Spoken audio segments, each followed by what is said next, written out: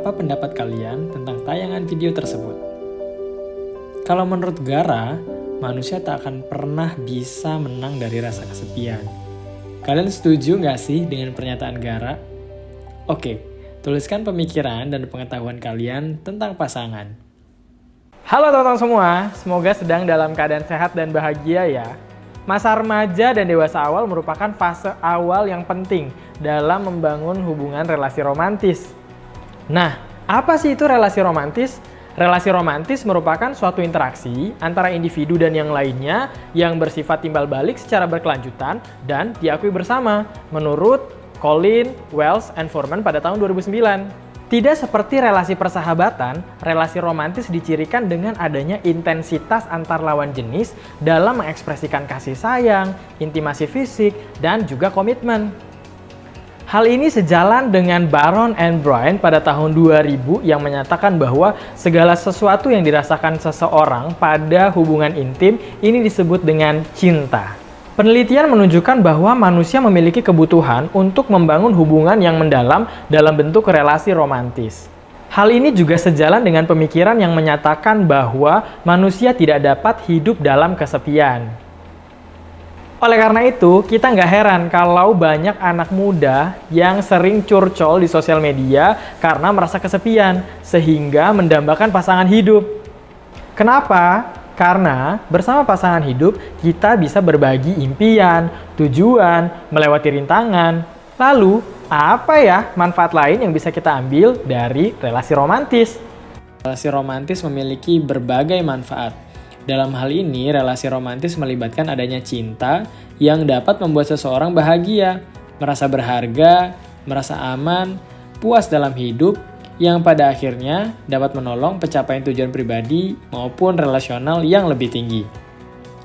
Agar lebih mudah memahaminya, manfaat relasi romantis dapat dibagi menjadi dua, yakni manfaat personal dan juga manfaat sosial.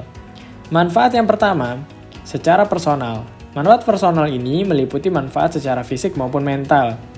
Manfaat secara fisik seperti mendorong pola hidup sehat, menjaga pola makan, berolahraga, sehingga dapat terhindar dari penyakit. Misalnya, penelitian yang dilakukan oleh Braithwaite, Delafi, and Firman tahun 2010 menemukan bahwa orang yang memiliki relasi romantis cenderung lebih terbebas dari penyakit obesitas. Hal ini dikarenakan adanya kecenderungan pasangan untuk memantau perilaku satu sama lain dengan mencegah perilaku berisiko dan mendorong perilaku yang sehat. Selanjutnya, relasi romantis juga dapat membantu mengurangi tingkat stres dan kecemasan dalam hidup. Hal tersebut diperoleh dari pasangan kita yang berperan sebagai sumber dukungan yang dapat membantu kita dalam menghadapi tantangan hidup. Kedua, relasi romantis juga dapat membawa manfaat sosial. Manfaat ini meliputi dorongan pertumbuhan sosial, integrasi sosial, memperluas jaringan sosial, dan menumbuhkan empati. Misalnya, kita akan terlibat dengan pasangan dalam acara keluarga, bertemu dengan teman, dan aktivitas sosial lainnya yang dapat membantu memperkenalkan kita pada lingkungan sosial yang lebih luas. Tahukah kamu, relasi romantis yang mulai berkurang ternyata memberikan dampak negatif, salah satunya kesepian. Menurut Hicken et al. 2021, salah satu tanda dari kesepian yaitu perasaan tidak menyenangkan akibat berkurangnya kontak dengan lingkungan sosial. So, setuju nggak sih kalau ada pernyataan yang bilang semakin dewasa ternyata kita mencemaskan banyak hal sehingga timbullah rasa insecure. Jadi, kebutuhan akan validasi dari lingkungan terhadap pencapaian dan juga pendapat kita semakin besar. Kesepian juga ternyata memberikan dampak terhadap kewaspadaan yang berlebihan dan juga bias kognitif terhadap ancaman sosial, di mana individu tersebut akan cenderung memberikan penilaian negatif terhadap situasi sosial dan lingkungan sekitarnya. Akibatnya, individu yang merasa kesepian akan cenderung memberikan perilaku yang bermusuhan dan juga pesimistis.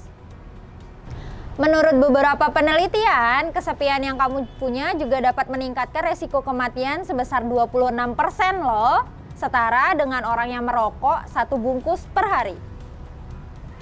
Lah, kok bisa?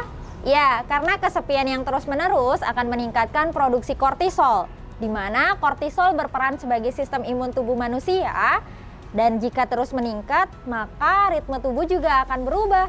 Jadi, penyakit lebih mudah untuk menyerang. Bahkan, kesepian juga dapat menyebabkan gangguan pada kesehatan mental seperti defisit memori, kesulitan belajar, Alzheimer, kecemasan sosial, depresi, bahkan tindakan melakukan bunuh diri. Selain itu, menurut kamu apa lagi nih dampaknya? Tuliskan di kolom komentar ya. Kalian tahu nggak sih bahwa budaya juga mempengaruhi bagaimana cara kita memandang apa itu cinta, cara kita memahami, merasakan, serta mengekspresikan cinta dipengaruhi oleh nilai-nilai dan norma-norma yang ada pada lingkungan kita. Dalam hal ini, perbedaan persepsi tentang cinta dapat ditemukan pada dua budaya, yaitu budaya kolektivis dan budaya individualis.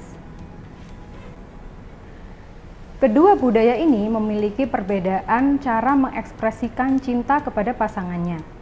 Pada budaya individualis, hal yang ditekankan adalah identitas diri individu dan kebebasan. Dengan begitu, pasangan yang menikah dalam budaya ini cenderung tidak banyak mengubah diri atau berkompromi dengan pasangan. Adapun cara untuk mengekspresikan cinta pada budaya individualis biasanya melalui pesan lisan, pesan tertulis, maupun menerima experiential gift yang menandakan identitas dari pasangan. Di sisi lain, pada budaya kolektivis, pasangan cenderung menekankan pada kelompok dan kohesi sosial. Dengan begitu, ketika menikah, pasangan cenderung mau berkompromi atau menyesuaikan pasangannya. Biasanya, individu dalam budaya kolektivis mengekspresikan cinta mereka melalui pemberian hadiah-hadiah atau menerima hadiah mewah yang memiliki nilai-nilai manfaat. Perbedaan budaya dalam hubungan romantis dapat menyebabkan tantangan komunikasi dan konflik lainnya. Akan tetapi, apabila pasangan dari budaya yang berbeda mampu menghormati perbedaan tersebut dan menemukan keseimbangan antara kebutuhan individu dan harmoni kolektif, relasi romantis yang dibangun dapat berkembang dengan baik.